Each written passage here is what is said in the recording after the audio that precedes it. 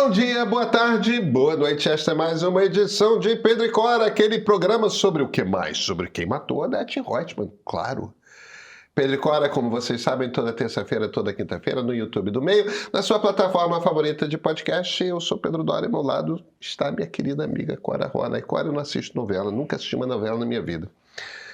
Você vai ter que me explicar a sua tese sobre quem matou Odete Roitman, porque é uma tese surpreendente. Mas é uma tese bastante óbvia, eu diria. Bem, nosso público há de dizer. Pronto. Então vamos.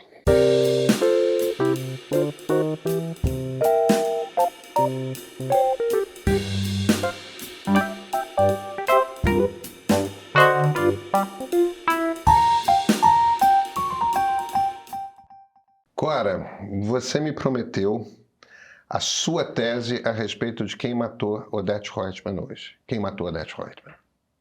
Ninguém. Mas como assim? Odete Roitman não morreu. Eu vi que ela morreu, inclusive a Leila matou. Não. Essa é outra, eu sei. Aliás, vamos começar pelo começo, porque esse foi o pior fim de novela de todos os tempos. Qual? O de 88. Ah, tá. Porque, em tese, Odete Roitman tinha uma grande margem de inimigos, né? Tinha 5, 6 pessoas que teriam bons motivos para matar Odete Roitman. E ela morre por acaso, quando a Leila mata. Porque tinha vazado, eu não sei se era o Marco Aurélio ou quem, então eles inventaram esse final em que a Leila vai tomar satisfações com o Marco Aurélio. Porque o Marco Aurélio tinha o caso com a Fátima. Essa novela era um pouco diferente naquela época. E a Leila vai dar um tiro na Fátima. E o tiro pega Odete Roitman. Eu preciso só de uma gotinha de honestidade aqui. Você não assistiu nenhuma nem outra. Não, não é isso. Eu não tenho a mais vaga ideia de quem são essas pessoas que você está falando. Olha aqui, as pessoas que estão assistindo vão saber. Marco Aurélio é o Alexandre Nero nessa versão, que eu acho que é um dos melhores atores em cena. A Maria de Fátima é a filha da Raquel, é a filha vilã da mocinha. Mas aquele final em 88, até hoje eu me lembro como ele foi anticlimático. Eu lembro que foi a Leila que foi uma surpresa. E eu sei que a Leila era caça-quis, mas... É uma surpresa ruim. Porque não faz sentido uma vilã da magnitude da Odete Roitman naquela versão morrer por acaso. Você assiste novela? Eu escrevia sobre televisão naquela época. Você escrevia sobre televisão naquela época, é verdade. Quer dizer, hoje eu não assisto mais por obrigação. Se tem alguma novela que eu gosto muito, eu assisto. Mas são muito raras, porque eu cada vez mais sou uma pessoa de livro. Então eu tenho assistido muito pouco. Mas Vale Tudo teve uma coisa muito curiosa. Vale Tudo, como roteiro, é muito ruim. Esse remake tem os furos mais inacreditáveis que você possa imaginar. Os últimos capítulos a gente tem passado muita raiva. Qualquer pessoa que pensa com lógica, que quer um caminho lógico, fica histérica, porque... Mas por que ficar vendo dramaturgia ruim? É uma coisa que eu tenho me perguntado muito. O meu conceito do que é uma boa novela e do que é uma má novela mudou muito com esse Vale Tudo, porque essa novela é francamente ruim, em termos de roteiro, porém ela é muito boa, porque está todo mundo assistindo. E aí vai todo mundo para o X falar mal. Mas vai todo mundo para o X falar. Quer dizer, a novela tem um valor como uma experiência social, uma experiência coletiva. Tem um valor, mas não só isso, porque você não consegue isso com qualquer novela, não. O que você tem aqui é um elenco maravilhoso, realmente um dos melhores elencos de todos os tempos. Sei lá, você tem pessoas... A Débora Bloch é uma excelente atriz. Débora Bloch, para mim, eu escrevi sobre isso essa quinta-feira, no Globo. Eu acho que ela foi a protagonista da novela, e é por isso que eu acho que ela não morre. Você não mata a protagonista. Ela já tem prática em sumir com pessoas. Ela manteve o filho dela morto por, sei lá, 13, 14 anos, o filho Leonardo. Ah, tem isso? Tem isso, tem isso. Ninguém sabia que ele estava morto. Aliás, esse capítulo em que essa morte foi explicada foi uma das coisas de passar raiva, sabe? Foi aquela coisa que não tinha nem pé nem cabeça, que exigia, assim, um suspension of disbelief, que é aquela suspensão da descrença. Eu disse, não é possível que queiram nos empurrar esse roteiro, mas a gente está viciado. Novela... Por algum motivo, novela jamais me interessou. Mas olha, Pedrinho, eu vou te dizer que você ter uma novela que gera esse nível de engajamento, não só nas redes sociais, fora delas também, é impressionante. Pessoas que não são noveleiras, eu vejo... Eu estava com umas amigas no outro dia no Bar Lagoa, a gente praticamente só falou da novela. Eu me dei conta disso quando eu estava indo para casa. Eu digo, gente, a gente passou 80% do tempo, e nós não falamos de novela habitualmente. Não são aquelas amigas com quem eu vou discutir a novela, sabe? Deixa eu te falar uma coisa, porque eu tenho a impressão de que eu posso estar soando para quem está nos assistindo, ou mesmo para você, com uma certa bestice intelectualoide de eu não vejo novela e tudo mais. Eu não sou aquela pessoa que se vira e fala novela pra gente. E eu entendo perfeitamente que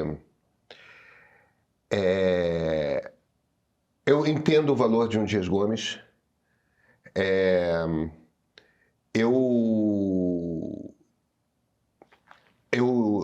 Qual era o nome da mulher do Dias Gomes? Janete Claire. Janete Claire. Eu entendo o valor de uma Janete Claire, eu entendo o valor de um Gilberto Braga. Eu super... E eu entendo o como que... Eu compreendo com muita clareza o como, entre os anos 70 e 80, principalmente, novelas foram a principal maneira de mostrar o Brasil ao Brasil. Novelas tiveram um papel de unificar o país e explicar o Brasil o que o Brasil que é um papel que eu respeito imensamente e que eu vou além. Eu acho que está faltando alguma forma de expressão cultural que seja comum a todo o Brasil. Porque uma das coisas que aconteceram nos últimos 20 anos por conta da fragmentação da mídia, a partir do momento que cada um está na sua bolha e cada um está vendo conteúdo diferente, de muitas formas diferentes, você tem um Brasil que não consegue se reconhecer a si mesmo. Não está na mesma página todo mundo. É isso, você vai para um pedaço do Brasil, só se ouve música sertaneja. Você vai para outro pedaço do Brasil, o que se ouve é funk, o trap, o coisa. Você vai para um terceiro... Quer dizer, a música não une o Brasil, você não tem aquela música que está o Brasil inteiro ouvindo. Eu lembro de uma vez que eu estava no Instagram, não tem muitos anos, tem uns 3 anos, uma coisa assim, em que alguém fez era um sketch qualquer de... Eu lembro exatamente o que era. Era um sketch de um sujeito, um estrangeiro, fazendo uma entrevista para conseguir a nacionalidade brasileira. Aí era... me responda qual é a capital de tal estado, me responda não sei o quê, me responda aí a pergunta final e aquele suspense, cante o hino nacional brasileiro. E o cara começa a cantar Evidências de Chitãozinho e Chororó, que é uma música da qual eu tinha tomado conhecimento meses antes.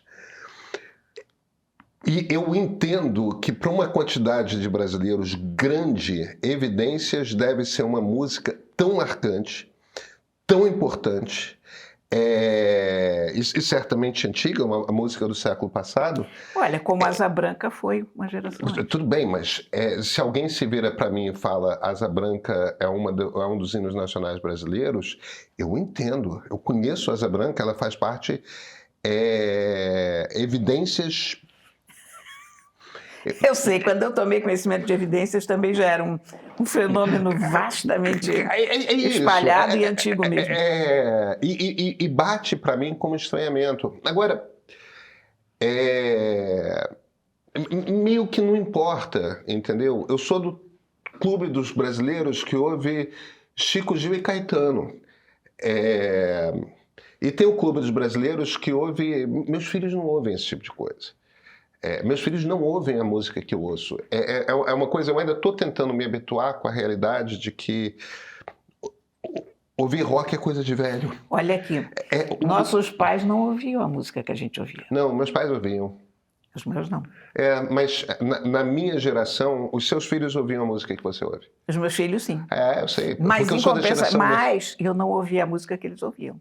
Não, é verdade. Quer dizer, eles ouviam mais o que eu ouvia. Claro, porque eu e seus filhos, a gente ouvia Legião Urbana, Paralamas do Sucesso, Biquíni Cavadão, Barão Vermelho e tal. Eu sei disso. Mas... Estou pensando em Guns N' Roses. Do Guns N' Roses, certamente, claro.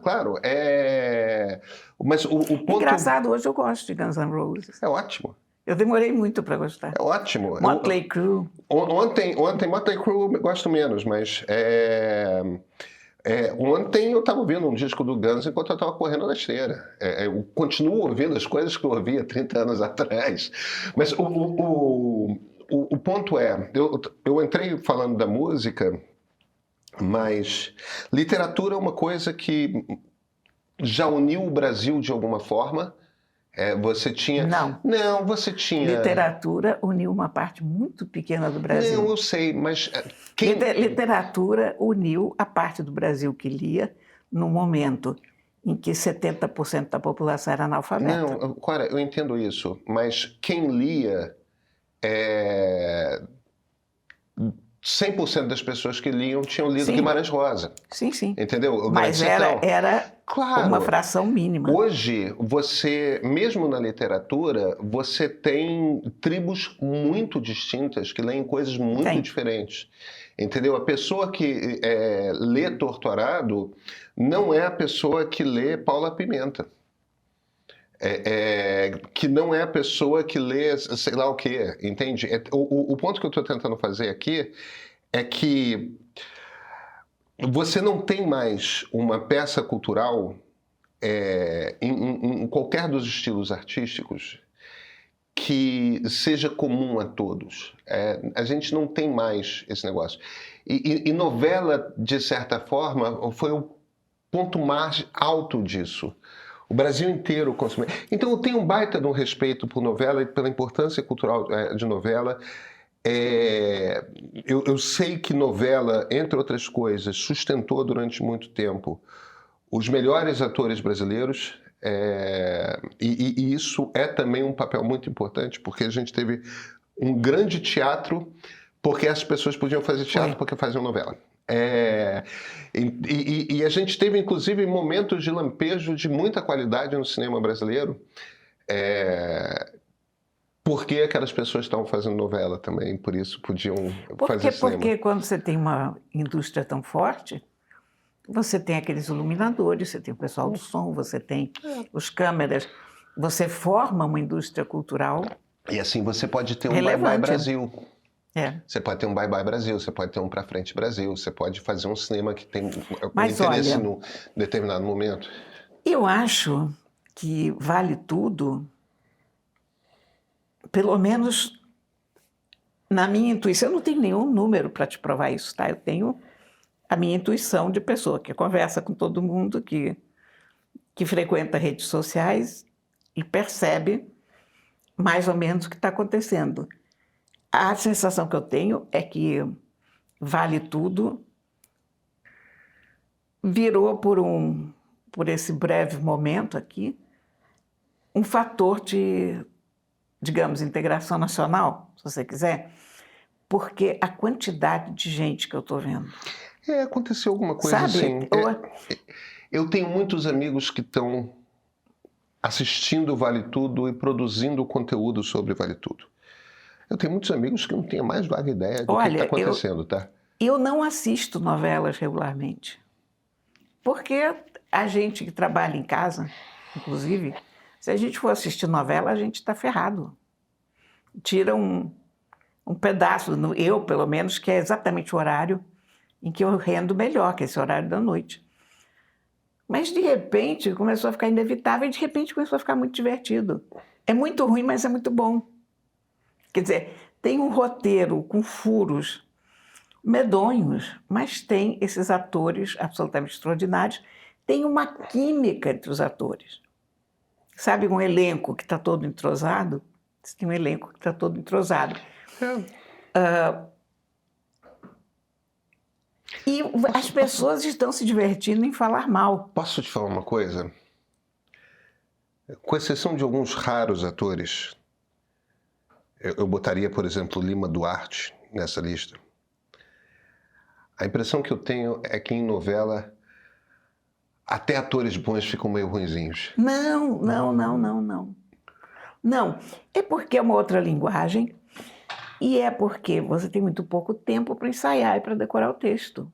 Então, é claro que é um produto que vai ser menos sofisticado em É termos mal de... acabado sempre. Mas você também não está esperando a Marcor. Você não está esperando nem- persona. Bem, eu já ia dizer que eu não gosto de Fellini mesmo, mas eu gosto de Bergman. Pronto. Sabe, você tem atores extraordinários em cena em Vale Tudo, que te dão um grande prazer de assistir. O Matheus Nastergalli é um que se perdeu um pouco porque o personagem é chato. O personagem dele, Poliana, É um grande ator. é muito bonzinho, como a Raquel. Então, essa coisa... A Raquel é a Thaís Araújo. A Raquel até aqui é sensacional. Mas os personagens bons da novela perderam muito, porque o discurso hoje já não pode ser aquele discurso de 1988. É um discurso, o discurso do esforço não resiste à época do delivery. Você sabe que esforço não é virtude, é sobrevivência. Então, tem uma... Quer dizer, eles se dão bem só porque trabalharam. Não rola mais isso. Quer dizer, então é um discurso que se perdeu. Quer dizer, a moral da novela não funciona mais em 2025. E esses personagens acabam chatos. Os personagens que se querem muito honestos, trabalhadores e tal. Então você tem, olha, Matheus Nastergalli. Você tem o Luiz Lobianco, que é aquele ator extraordinário fazendo Freitas. Você teve a Belise Pombal, que faz a Consuelo, é uma coisa. Cada vez que essa mulher aparece, você fica, que maravilha, que mulher extraordinária. Você está tendo essas duplas que funcionam muito bem. O próprio Cauã Raymond, que faz o... Esse é um canastrão, Cora. Ele é um canastrão, mas ele começou a funcionar no momento em que ele entendeu isso. Quando ele entrou a sério na novela, ele era péssimo. E em algum momento ele entendeu que se ele não levasse aquele papel a sério, ia ser muito melhor. E aí ele ficou bom, porque ele entrou numa chave de comédia, praticamente. Então ele faz uma dupla. É o César e o Olavinho. Então essa dupla virou meio farsa. Então você tem, olha... Aí você tem... Eu estou fazendo injustiça, porque a gente não pode citar atores quando você tem um coletivo muito bom, porque você acaba esquecendo muita gente. O Alexandre Nero, eu acho um dos melhores atores em cena. A Débora Bloch é chocante. A Débora Bloch faz um sorriso assim e ela faz um papel inteiro, ela te passa toda uma gama de emoções naquele sorriso discreto, uma ironia. É fenomenal. Eu não sei se, como no caso da Fernanda Torres, esse troço vem no sangue, mas a Débora Bloch já era boa atriz no Bete Balanço. Ela já era boa atriz desde sempre. Ela nasceu boa atriz. Eu não sei mas se mas o que ela faz vai além disso, sabe? Não é só talento, é trabalho também. Tem umas coisas dela que você diz, meu Deus, como pode, sabe? E ela virou a grande heroína de 2025. Por quê? Porque ela não é boazinha, bonzinho não sobrevive nos dias de hoje. Ela também não é má, intrinsecamente má, como era Odete Roitman, da Beatriz Segal. Porque a Débora não é uma pessoa intrinsecamente antipática, e isso não se vence, como não há bom ator, eu acho, que consiga trabalhar tanto contra o seu próprio âmago, sabe? É possível, mas eu não sei. Quer dizer, o que eu sei é que ela não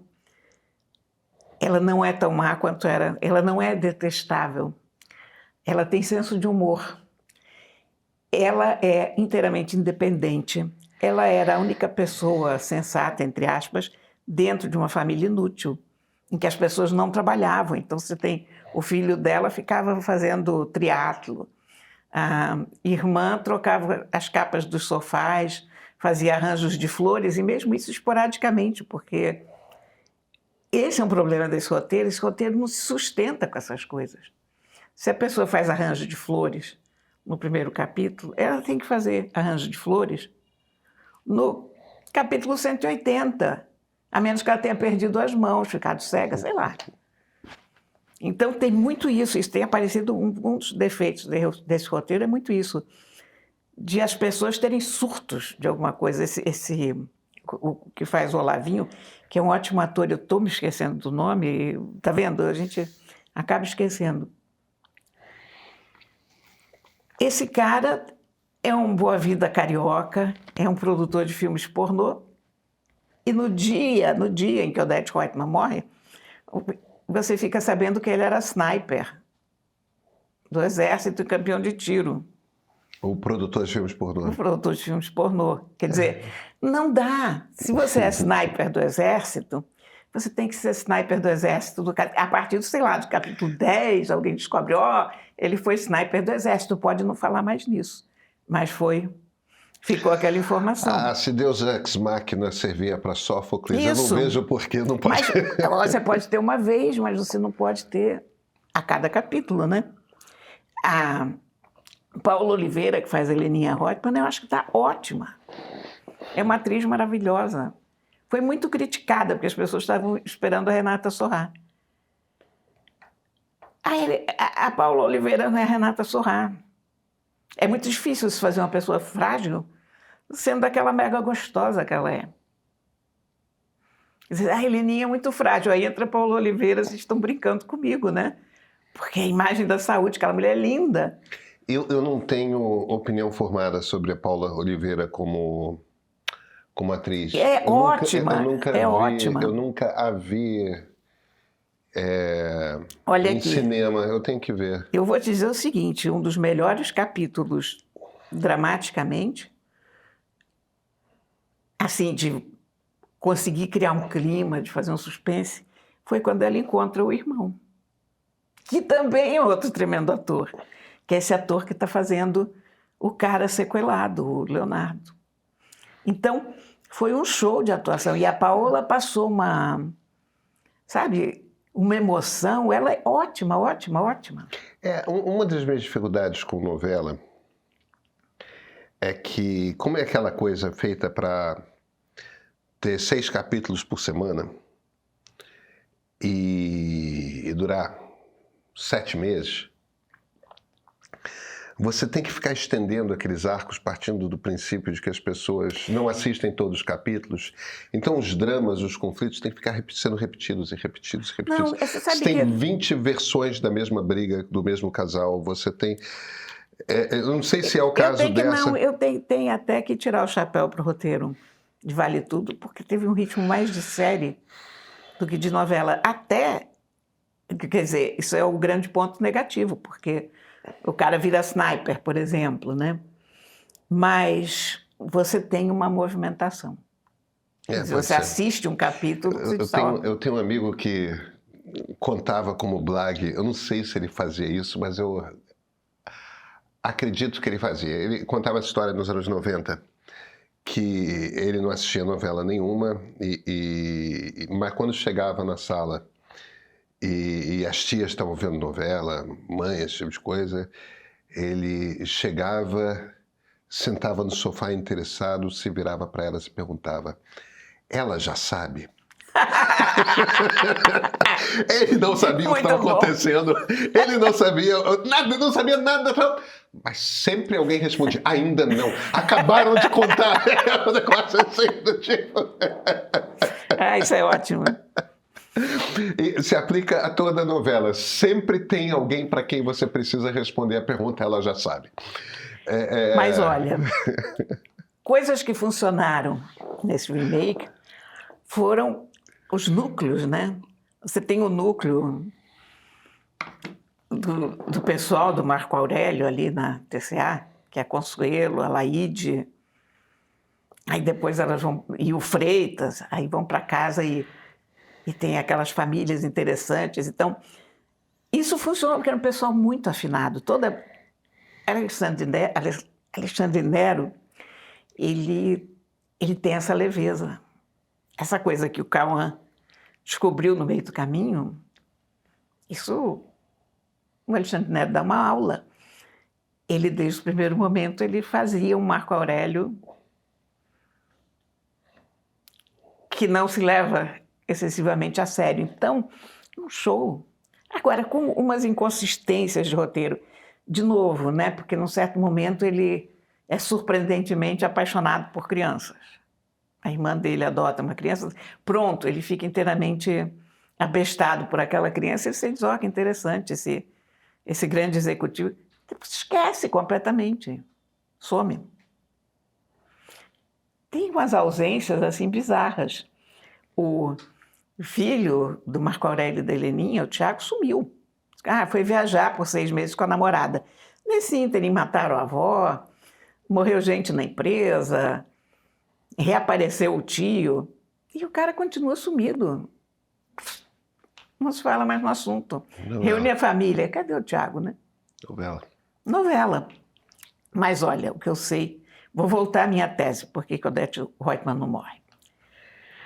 Porque ela, antes de viajar, ela vai fugir. A Odete Roitman matou, ela mesma, matou uma moça chamada Ana Clara. Ótima atriz também, Ana Clara. Isso eu não gostei, aliás, sabe? Porque eu acho que tirou a Odete dessa chave divertida que ela vinha fazendo e carregou muito para o drama, que acho que não ajuda. Ela mandou matar... É que você imagina, é a executiva mais competente do Brasil e não consegue achar um capanga que consiga matar as pessoas. Tenta matar o Marco Aurélio, o tiro não pega de raspão. Tenta matar a Maria de Fátima, não consegue. O capanga não dá jeito. Então ela tem que ir embora, porque o que ela vai fazer com Marco Aurélio e Maria de Fátima? Não consegue matar essas pessoas. A família dela é insuportável. Ela não tem qualquer ligação emocional com essa família. Por que ela vai ficar se metendo com isso? Então, ela um pouco antes de ir embora do Brasil, que ela já estava cansada de toda essa problemática, ela dá um aumento de 470% para Consuelo, que é assistente dela, instala Consuelo como a sua porta-voz e diretora de alguma coisa qualquer dentro da empresa. Um aumento de 470, Pedrinho, não é trivial. Não. Nunca recebi um aumento de 470 na vida. Não. Né? Aumentar, multiplicar por 5 o seu salário? É muita coisa, né? Aí, o Freitas, que é essa outra personagem maravilhosa, quando ela vai embora, ele leva ela até o elevador, leva a pasta dela. E aí agradece, mas assim, agradece muito do fundo do coração o que ele fez pela mãezinha dele. Ela emprestou um dinheiro para ele comprar uma casa para a mãe, mas não justifica esse agradecimento desse tamanho. Não justifica dizer qualquer coisa, estamos aqui. A senhora é só ligar. Enfim, tem umas deixas. Aí, quando a Heleninha pergunta para a tia se o enterro vai ser em caixão aberto ou fechado, a tia já responde que vai ser em caixão fechado.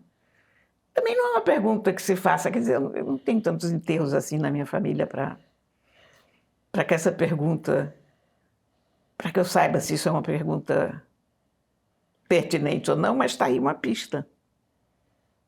Em tese, é aquela teoria que se você mostra uma arma em cena, ela tem que ser usada. MacGuffin. Né? Então, caixão fechado, por que essa pergunta, né? Então, enfim. Você está apostando, então, é engraçado, porque eu li alguém, eu não cheguei a ler o raciocínio não, mas eu li alguém dizendo que estava apostando no assassinato Agatha Christie, todo mundo matou. Mas isso você está descrevendo também um assassinato Agatha Christie, na verdade não morreu. Não morreu. Eu acho que todo mundo matou é muito complicado, porque também essa é outra coisa, né? Vai todo mundo para o Copacabana Palace ao mesmo tempo matar o Odete Roitman. Só faltaram se cruzar no corredor. Mas tudo bem, quer dizer... O assassinato do Expresso Oriente funciona. Mas escuta, mas tudo isso está gerando engajamento. Por quê? Aí é que a gente vai ter que criar um conceito do que é uma boa novela, o que é uma novela ruim, porque a gente passa raiva, mas a gente adora. Tá bom. Quer dizer, você vê o capítulo e você quer ir correndo conversar com as pessoas, ver o que as pessoas estão dizendo, e você vai para o Bar Lagoa e conversa, e eu falo com a minha filha sobre a novela. A Bia não assiste novela. Nunca vi a Bia assistindo novela. De repente, a Bia está ligada na novela. Eu vou ir lá no Globoplay e vou assistir um capítulo para ver se... Não, a essa altura você não vai... Veja o último capítulo. Os últimos capítulos são sempre interessantes, meio que resumem a história toda, mas a minha opinião é que Odete, de alguma... Aí apareceu um delegado agora investigando essa morte, que é uma comédia. É muito bom, aliás. É muito ruim, mas é muito bom. Então, é tudo assim, sabe? Quer dizer, eu acho que eu prefiro uma novela que eu passo raiva e que tem um roteiro que me irrita e que todo dia eu tenho vontade de sentar e dizer, olha que os furos do roteiro de hoje foram tal. A gente fica fazendo aquele copydesk mental no roteiro, porque a minha cabeça não sabe lidar com esses furos. Mas eu me divirto, e se você me perguntar... Olha aqui, não é fato real, não é obrigatório, os caras estão ali contando uma história para a gente. Quer saber o quê? Muito obrigada pela história que vocês estão me contando. Atores, vocês são lindos, maravilhosos. A direção tem seus furos? Tem, mas está empolgante. O roteiro, caramba, é de lascar, mas segurou todo mundo. A verdade é essa. E pronto, e eu acho que Odete Roitman vive e nós vamos ter essa grande surpresa no final. Se não for, eu vou ficar muito chateada. Hashtag chateada. Então voltaremos a falar sobre isso quando soubermos quem matou Odete Roitman ou quem não matou. Perfeito. Até terça-feira, Cora. Ei, espera aí. Se você chegou até aqui, precisa saber de uma coisa. O que você acabou de ver agora é só a ponta do iceberg de tudo que a gente produz de conteúdo audiovisual. Aqui no YouTube, nós abrimos nossa grade para todo mundo se informar e se entreter com a qualidade do jornalismo que fazemos no meio. Mas é no nosso streaming onde produzimos um catálogo especial. Acabaram de chegar por lá as entrevistas completas do documentário Julgamento do Século, produção original do meio que mergulha nos bastidores da trama golpista que parou o Brasil e condenou Bolsonaro e seus aliados. E tem outros originais, como o Ponto de Partida Série, que eu gravei em Israel numa investigação para entender as origens dos conflitos entre árabes e judeus. Imagens em 4K, trilha sonora original e uma visão sobre o que ninguém está dizendo. O catálogo também conta com programas de entrevistas e documentários da PBS que ficam no ar até o final desse mês de outubro. Assim, no meio premium, olha, vale cada centavo.